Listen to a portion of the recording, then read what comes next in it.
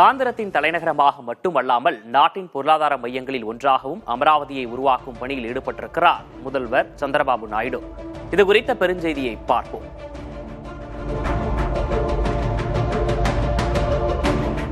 ஆந்திர மாநிலத்துக்கான கனவு தலைநகரமாக தன்னுடைய முந்தைய ஆட்சி காலத்தில் அமராவதியை உருவாக்க முற்பட்டார் சந்திரபாபு நாயுடு. இடையில் ஜெகன்மோகன் ரெட்டியின் ஆட்சி காலத்தில் முடங்கியது இத்திட்டம். இம்முறை ஆட்சிக்கு வந்ததும் மீண்டும் அமராவதியை கையில் எடுத்துள்ள சந்திரபாபு நாயுடு ஆந்திரத்தின் தலைநகரமாக மட்டுமல்லாமல் நாட்டின் பொருளாதார மையங்களில் ஒன்றாகவும் அமராவதியை உருவாக்கும் பணியில் ஈடுபட்டிருக்கிறார். அமராவதியை மையமாக கொண்டு அமராவதி பொருளாதார மண்டலம் என்ற பிராந்திய வளர்ச்சி திட்டம் உருவாக்கப்பட்டுள்ளது.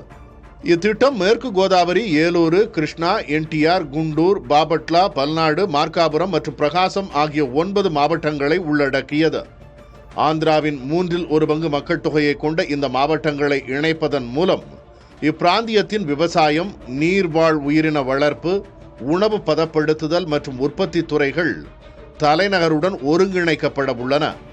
இதன் மூலம் 40,000 கோடி ரூபாயில் தென்னகத்தின் மிகப்பெரிய பொருளாதார மையமாக அமராவதியை மாற்றவும் உலக முதலீடுகளை இதன் வழி ஈர்க்கவும் நாயுடுவின் அரசு திட்டமிட்டுள்ளது.